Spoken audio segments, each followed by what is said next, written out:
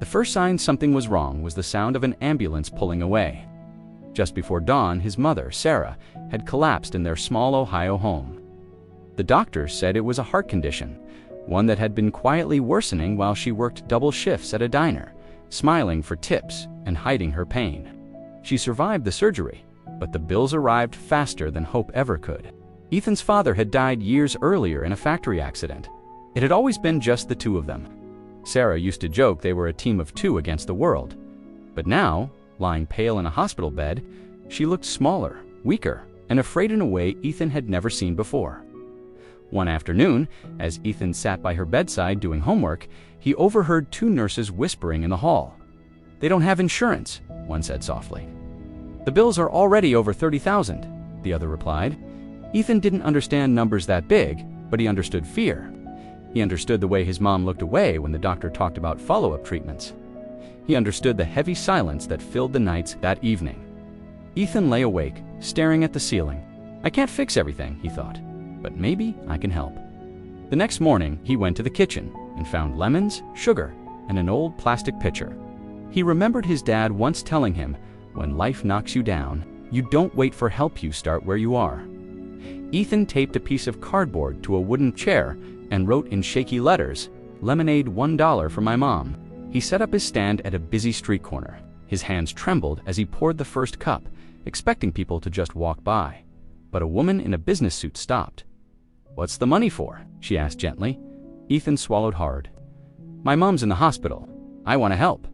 She bought 2 cups, handed him a $10 bill, and told him to keep the change. By noon, he'd sold out. He counted the money, $43, and smiled for the first time in days. He took the jar to the hospital and placed it on his mom's bedside table. "What's this?" she asked, confused. Ethan shrugged, trying to sound casual. "Just lemonade money." Her eyes filled with tears. The next day, he made more. Then more the day after that. Rain or shine, Ethan stood behind that little stand. His lemonade wasn't perfect, sometimes too sour, sometimes too sweet. But people didn't come for the taste alone. They came for the boy who refused to give up. Someone posted his story on social media, "Kid selling lemonade to pay his mom's medical bills." The caption read, "Within days, the line stretched down the block. Construction workers dropped in cash. Elderly couples brought cookies. Kids emptied their piggy banks. One man handed Ethan a crisp $100 bill and said, 'Your mom raised a good man.' Ethan never called himself brave. Every night, he still cried quietly into his pillow, terrified of losing the only family he had left.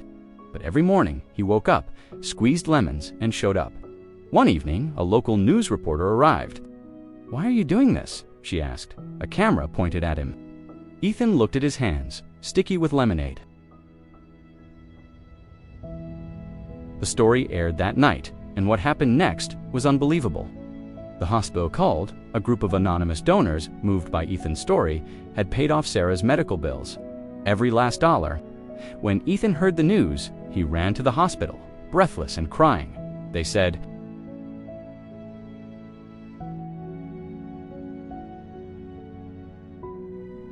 "You shouldn't have had to carry this," she whispered.